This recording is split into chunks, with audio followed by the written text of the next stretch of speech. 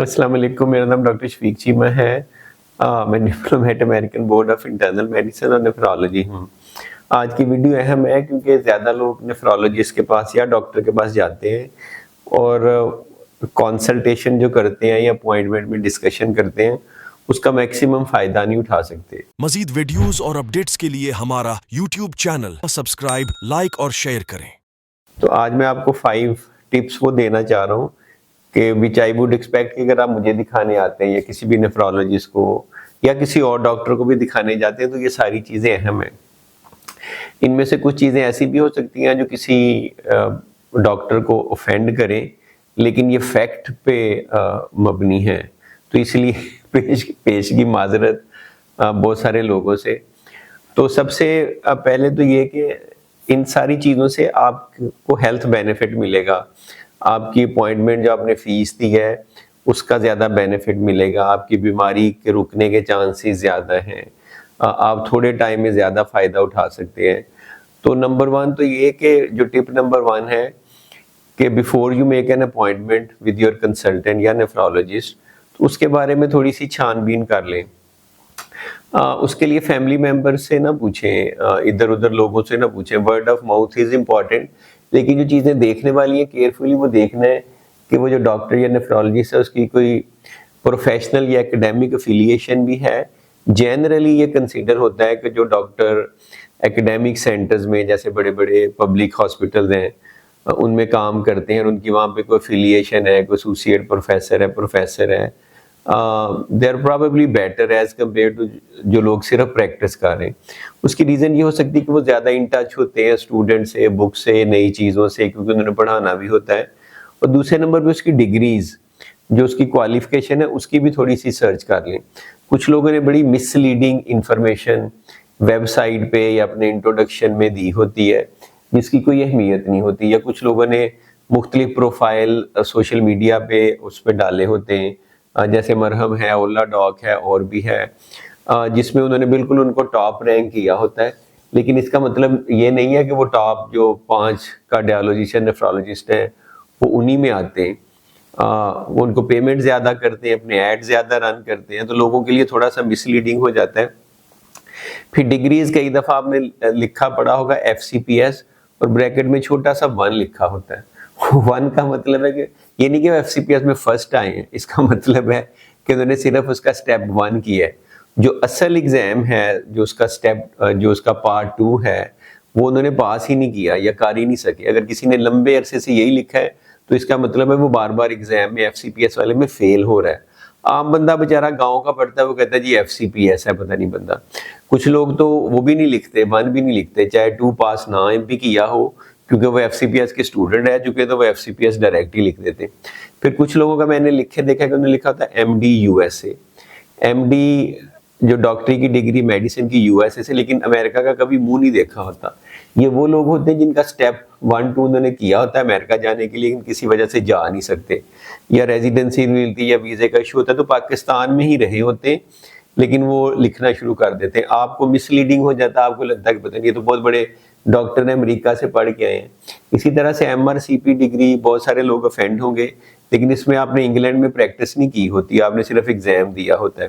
फिर कुछ लोग ऐसे हैं, वो मेंबरशिप होती है कि पैसे दे के आप किसी उसके एसोसिएशन के मेंबर बनते हैं, तो उसको डिग्री के तौर पे लिखते हैं।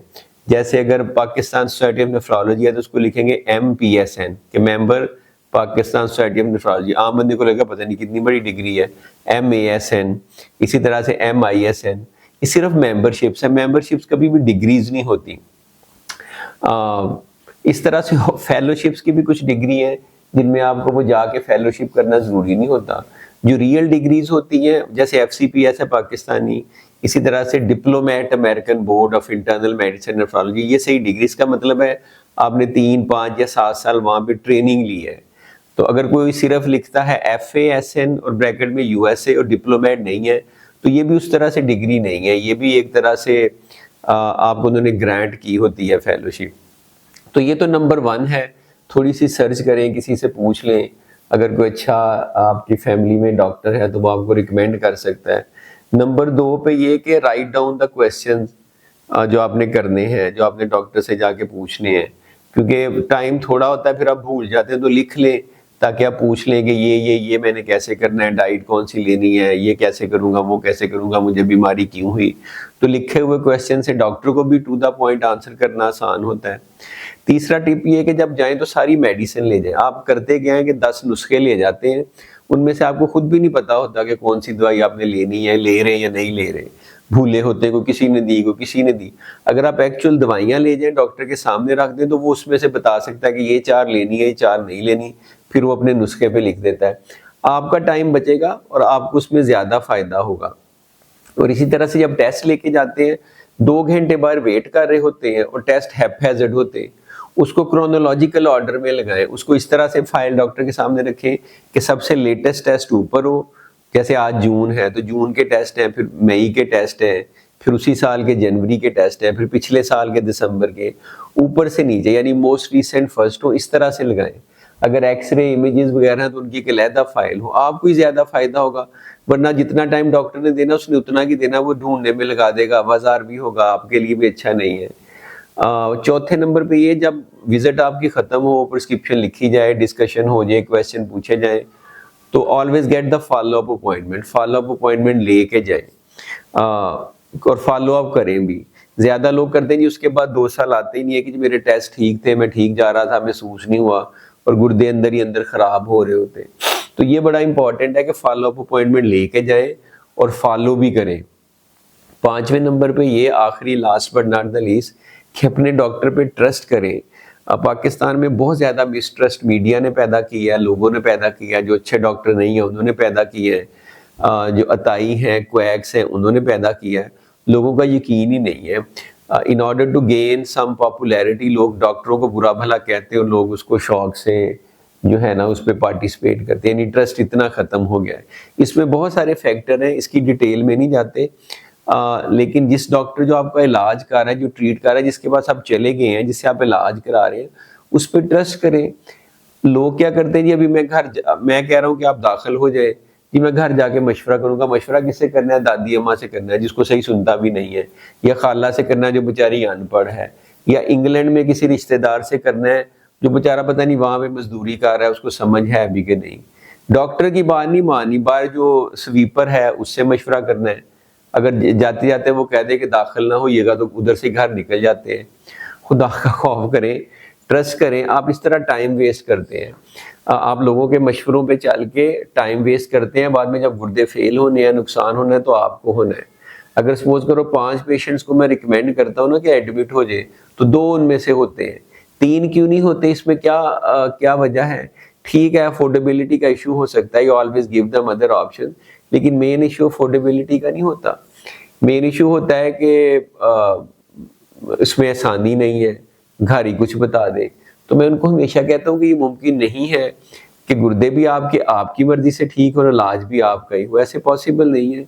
या आप डॉक्टर की बात मानेंगे, फिर वो रिस्पॉन्सिबल भी है, फिर वो उसकी टेक केयर भी करता है, फिर उसे पता भी है। तो ये बहुत बड़ी मिस्टेक है जो मिसट्रस्ट डेवलप हुआ है। यूएस में, अमेरिका में ऐसे नहीं होता। आप आधे मुंह से भी कोई बात कहते हैं कि दाखिल हो जाए, तो मरीज पहले जाके अस्पताल में लेटा होता है, चाहे वो गवर्नर हो, सेनेटर हो, एमएनए हो, एमपी हो, पॉलिटिशियन हो, बहुत बड़ा एग्जेक्टिव हो। डॉक्टर्स पे ट्रस्ट है, तो अपने डॉक्टर पे जिससे आप इलाज करा रहे हैं उस पर ट्रस्ट रखें। तो ये 5 मैंने आपको टिप्स दिए हैं जो कि मेरे ख्याल में बड़े इंपॉर्टेंट है, जिससे आपकी कंसल्ट्स अच्छी हो सकती है, आपको ज्यादा फायदा हो सकता है। और ज्यादा लोग जो है ना वो इनको फॉलो नहीं करते, जिसकी वजह से इशू होते हैं, फिर बाद में डॉक्टर को ब्लेम करते हैं और फिर भी स्ट्रेस क्रिएट होता है। Thank you.